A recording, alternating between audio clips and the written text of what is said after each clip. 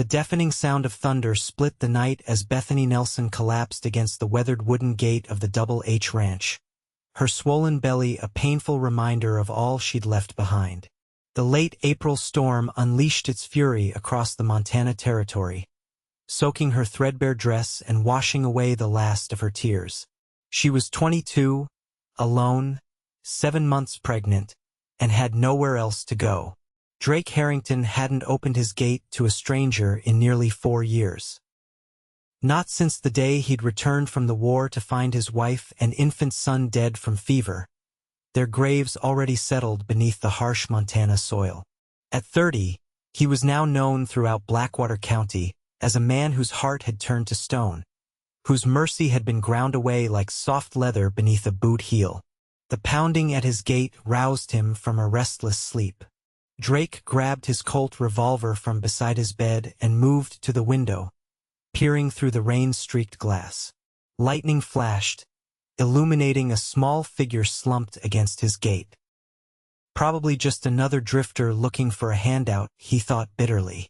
The Montana Territory of 1876 was unforgiving, and he'd long since stopped feeling obligated to help every unfortunate soul who wandered onto his property. But something made him look again. The lightning flashed once more, and this time he saw her clearly, a young woman, her face pale as the moon, one hand clutching her obviously pregnant belly. "Damn it all," he muttered, grabbing his coat. His dogs barked fiercely as he strode across the yard, rain pelting his face. When he reached the gate, he found her unconscious, her skin burning with fever despite the cold rain. For a moment, he considered turning around, leaving her to whatever fate had brought her to his doorstep. It wasn't his problem. But as he stared down at her, memories of his wife Rebecca's face flooded back the way she'd looked the last time he saw her, pale and struggling to breathe, begging him to save their son. With a curse, Drake lifted the woman into his arms, surprised at how light she felt despite her condition. He carried her to the house, leaving muddy footprints across the wooden floor his wife had once kept spotlessly clean. Bethany awoke to unfamiliar surroundings, a plain room with sturdy wooden furniture, a fire crackling in a stone hearth. Her hand immediately went to her belly, relief washing over her when she felt the reassuring movement of her child. She tried to sit up but fell back against the pillow, dizzy and weak. "Don't try to move," a gruff voice said from the doorway. "You've got a fever." She turned to see a tall man with broad shoulders and hard eyes watching her from across the room. His dark hair was streaked with silver at the temples, and a scar ran along his jawline, disappearing into an unkempt beard. He looked like a man who had stopped caring about anything a long time ago. "Where am I?" she asked, her throat parched. "Double H Ranch, about 20 miles outside of Silver Creek." He approached cautiously, like she was a wounded animal that might bite. "You collapsed at my gate last night." Bethany struggled to remember. The stagecoach had left her in Silver Creek after she'd run out of money. She'd walked for what seemed like forever, hoping to reach the next town before nightfall. Then the storm had hit. "Thank you for taking me in," she whispered. "Don't thank me yet," he replied coldly. "Once that fever breaks and the rain stops, you'll need to move on. I don't run a charity house." Drake set a cup of water on the table beside her and turned to leave. "Please," she called after him. "I have nowhere else to go." He paused at the doorway but didn't turn around. "That's not my problem." Over the next 3 days, Bethany's fever raged. Drake checked on her periodically, bringing water and broth, changing the damp cloth on her forehead with an efficiency that suggested he'd done this before. But he rarely spoke, and when he did, his words were clipped and cold. On the 4th morning, Bethany woke to find her fever broken. Sunlight streamed through the window, illuminating dust motes that danced in the air. She managed to sit up, surprised to find a clean dress laid across the foot of the bed. It was simple but well made, though several years out of fashion. She dressed slowly, her movements careful around her swollen belly. When she ventured out of the bedroom, she found Drake at a wooden table, cleaning a rifle with methodical precision. "You're up?" he observed without looking at her. "Yes, thank you for the dress. It was my wife's." His tone made it clear he didn't want to discuss it further. Bethany sat across from him, gathering her courage. "Mr. Harrington, how do you know my name?" he interrupted, his eyes narrowing with suspicion. "It's on everything," she explained. "The blankets, the linens, even carved into the bedpost." He nodded, returning his attention to the rifle. "The storm's passed. The stage comes through Silver Creek on Thursdays. I'll take you into town tomorrow. Mr. Harrington, I have no money for the stage, no family to go to." Her hand instinctively moved to her belly. "I can work, can cook, clean, mend clothing. I won't be a burden." Drake finally looked up at her, his gray eyes cold as winter. "Listen, Miss Nelson. Bethany Nelson. Miss Nelson, I don't need help. I don't want company. And I certainly don't need a pregnant woman underfoot. Just until the baby comes," she pleaded. "Then I'll find somewhere else." Drake's jaw tightened. "This isn't a suitable place for a woman in your condition. There's a mission in Helena that takes in women like you." "Women like me?" Bethany felt her cheeks flush with indignation. "You don't know anything about me, Mr. Harrington." "I know enough," he replied flatly. "You're young, unmarried, and carrying a child. There's only so many stories that explain that situation." Bethany stood abruptly, anger momentarily overcoming her weakness. "You think you have me figured out, don't you? The fallen woman, abandoned by her lover? How convenient that must be for you, to put me in a neat little box that justifies sending me away."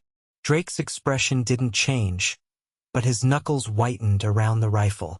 "Your story doesn't matter to me, Miss Nelson. The fact remains that I can't help you." "Can't or won't?" she challenged. "Both." He stood and walked to the door. "I'll be back before sundown. There's stew in the pot if you're hungry." After he left, Bethany explored the cabin. It was larger than it appeared from outside, with the main room serving as both kitchen and living area. Besides the bedroom where she'd been staying, there was another door, firmly closed. She didn't dare open it. The cabin was neat, but showed signs of neglect: dust in the corners, curtains faded from years of sunlight, a woman's touch long absent. On the mantel above the fireplace, she found a daguerreotype of a beautiful young woman holding an infant. The woman was smiling, her eyes bright with happiness. "Rebecca," Bethany whispered, reading the name etched into the silver frame. "So that's who you were." By the time Drake returned, Bethany had swept the floors, dusted the furniture, and prepared a fresh pot of stew using the vegetables she'd found in his root cellar. She'd even managed to find some wildflowers outside and arranged them in a jar on the table. Drake stopped in the doorway, his expression unreadable as he surveyed the changes. "I hope you don't mind," Bethany said, suddenly uncertain. "I wanted to do something to thank you." He hung his hat on a peg by the door and moved to the wash basin. "You didn't have to do that. I wanted to." She ladled stew into a bowl and set it on the table. "Please, eat while it's hot." To her surprise, he sat down without argument. She filled a bowl for herself and joined him, trying not to stare as he ate in silence. After a few minutes, he spoke without looking up. "You cook better than I do." It wasn't much, but it was the closest thing to a compliment she'd received from him. "My father taught me." He owned a small restaurant in St. Louis before he died. Drake nodded but didn't ask for more details, and they finished the meal in silence. When he was done, he pushed back from the table. "You can stay," he said abruptly, "until you've regained your strength. No longer than 2 weeks. and I expect you to earn your keep. Relief washed over her. 2 weeks wasn't long, but it was something. Thank you, Mr. Harrington. Drake, he corrected, his voice gruff. If you're staying here, you might as well use my name. In the days that followed, Bethany settled into a routine. She took over the cooking and cleaning, mended Drake's clothes, and even planted a small vegetable garden outside the kitchen door. Drake spent most of his time with his cattle or making repairs around the ranch, but he began taking his meals with her, occasionally offering a gruff word of thanks or a nod of approval. One evening, as they sat on the porch watching the sunset paint the Montana sky in shades of gold and crimson, Bethany felt brave enough to ask about the photograph. Was that your wife? The woman in the picture on the mantel? Drake's body tensed, and for a moment, she thought he wouldn't answer. Then he nodded, his eyes fixed on the distant mountains. Rebecca, he said, her name sounding like a prayer on his lips. She died while I was away fighting. Influenza took her and our boy. I'm so sorry, Bethany whispered, her heart aching for him. It was a long time ago. How long? 4 years. He sighed, running a hand through his hair. Seems like yesterday sometimes. Other days, feels like a lifetime. Bethany hesitated, then asked, Is that why you live alone? Why you don't let anyone close? Drake's eyes met hers, and for the first time, she saw beyond the coldness to the pain underneath. What's your story, Miss Nelson? You running from something or someone? She looked down at her hands, folded protectively over her belly. Both, I suppose. After a moment's silence, she continued, I was a teacher in a small town in Missouri. The school board president's son took an interest in me. William was charming, attentive. I thought he loved me. Her voice caught. When I told him about the baby, he denied it was his, called me terrible names. His father made sure I lost my position at the school. Drake's jaw tightened. And your family? My mother died when I was young. My father passed last year. I have an uncle in California who doesn't know I exist. She gave a bitter laugh. So I headed west.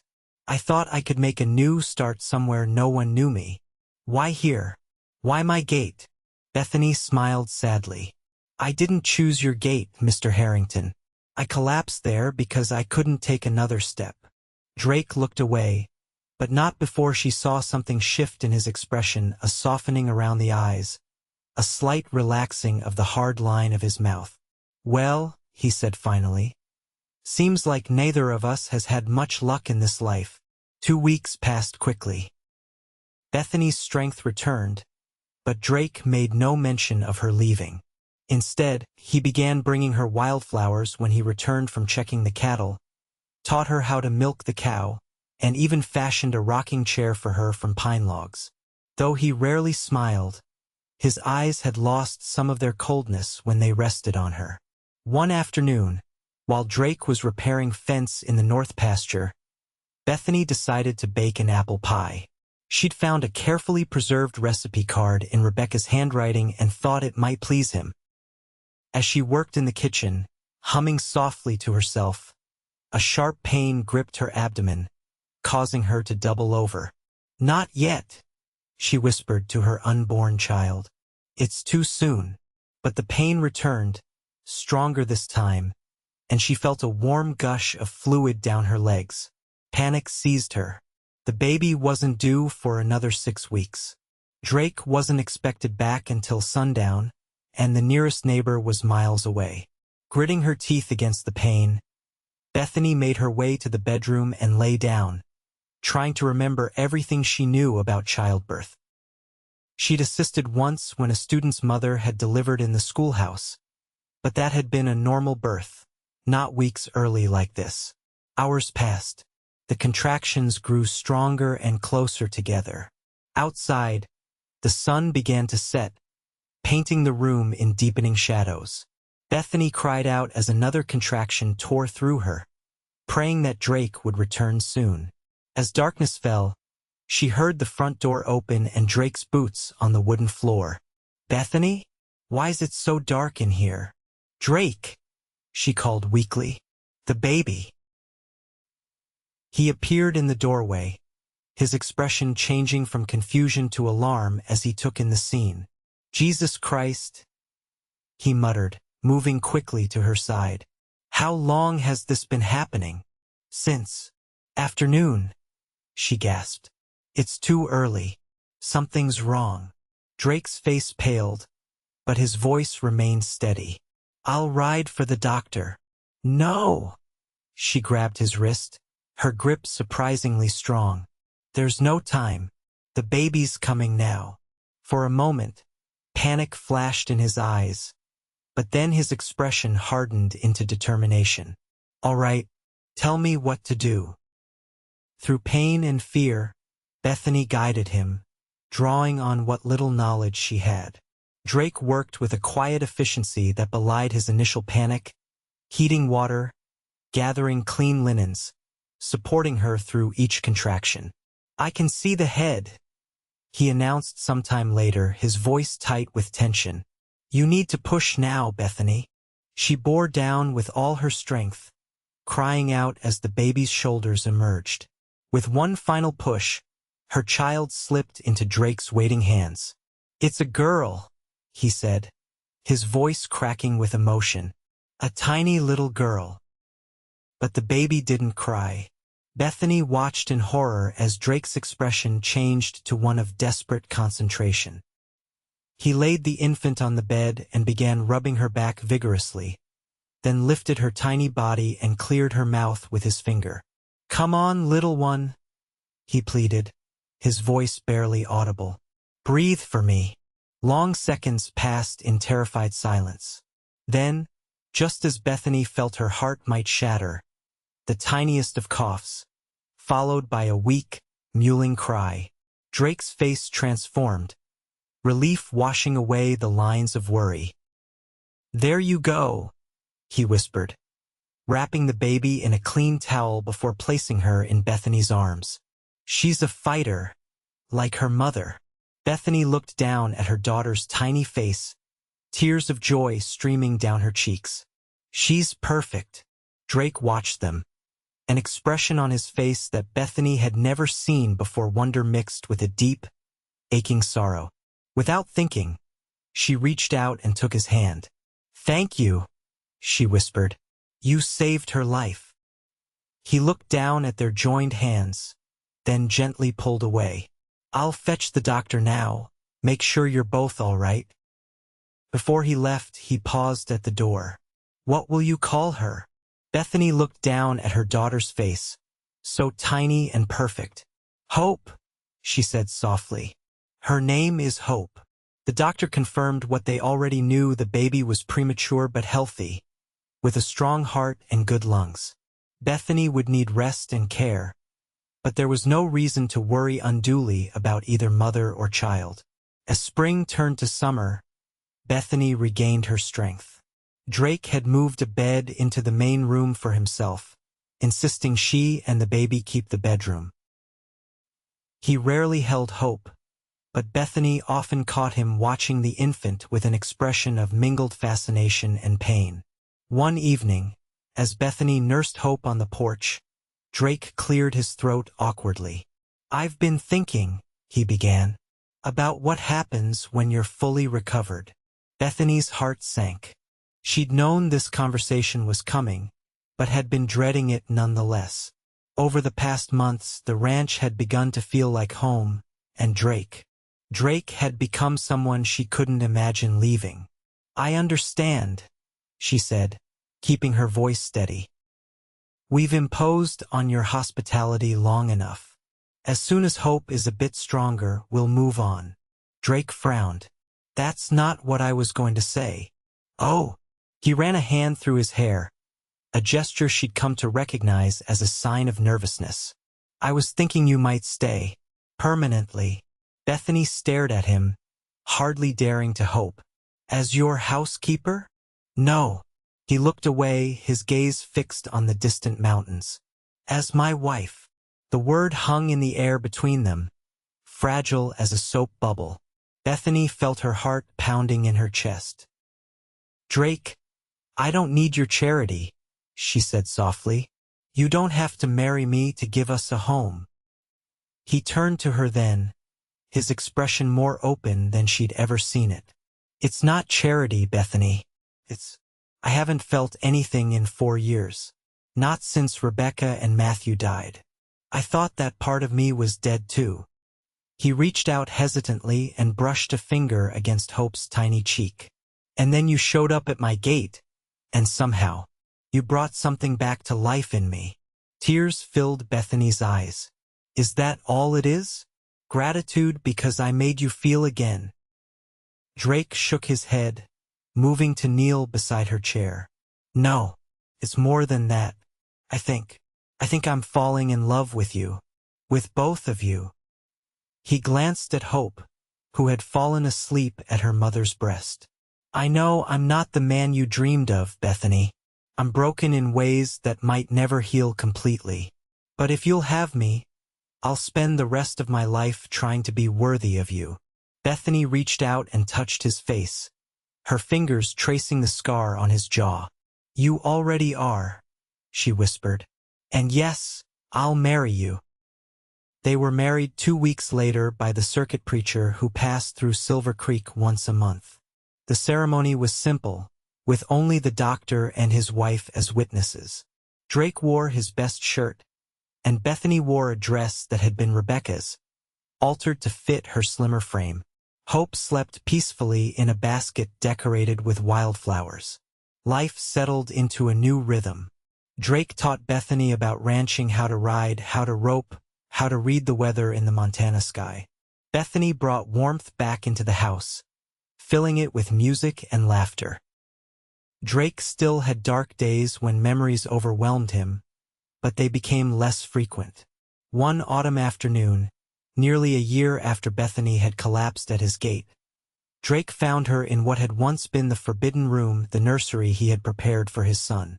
She was sitting in the rocking chair, Hope on her lap, singing softly. "I'm sorry," she said when she saw him in the doorway. "I know you don't like anyone in here." But Drake's expression held no anger, only a quiet acceptance. "It's all right," he said, entering the room that had been closed for so long. "It's time this room was used again." He knelt beside the chair, putting one hand on Hope's dark curls. "I've been thinking," he said quietly. "Maybe we could fix it up a bit. Add some new curtains, a rug. Make it Hope's room." Bethany covered his hand with hers. "Are you sure?" He nodded, his eyes holding hers. "Rebecca would have wanted that. And I think our son would have too." Tears filled Bethany's eyes. It was the first time Drake had claimed Hope as his own. "She'll love it," she whispered. That night, as they lay together in the darkness, Drake held her close. "You know," he said quietly, "when you first arrived here, I'd forgotten what mercy felt like. I'd forgotten how to care about anyone. All I knew was my own pain." Bethany propped herself up on one elbow, looking down at his face in the moonlight.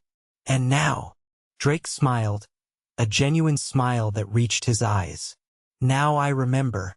You taught me how to feel again, Bethany. You and Hope. You saved me as surely as I saved you that night." She kissed him softly. "We saved each other." 5 years later, the Double H Ranch had prospered. The house had been expanded to accommodate their growing family. Hope, now a spirited 5-year-old with her mother's blue eyes and her father's stubborn chin, and 3-year-old twins, Matthew and Rebecca, named for the brother and mother they would never know but whose memory was honored in the stories Drake now shared freely. On the anniversary of their wedding, Drake took Bethany to a hillside overlooking the ranch. The Montana summer was in full bloom, the valley below them a tapestry of greens and golds beneath an endless blue sky. "Do you ever regret it?" he asked as they spread a picnic blanket beneath a cottonwood tree. "Coming here, staying with me?" Bethany smiled, watching as their children played in the meadow below, their laughter carrying on the warm breeze. "Never," she said. "This is exactly where I'm meant to be." Drake pulled her into his arms, his eyes soft with love. "Do you remember what you said to me that first night? When I told you to leave once the storm passed, I said I had nowhere else to go." He brushed a strand of hair from her face. "You have somewhere now. You'll always have somewhere, as long as I'm alive." Bethany rested her head against his chest, listening to the steady beating of his heart. "So will you," she promised. As the sun began its slow descent toward the western mountains, Drake and Bethany Harrington sat together on the hillside, watching their children play in the valley below. The ranch house stood solid and welcoming, smoke curling from the chimney, windows gleaming in the afternoon light, a home rebuilt from broken pieces. A family forged from two lost souls who had found each other in the vast wilderness of the Montana Territory.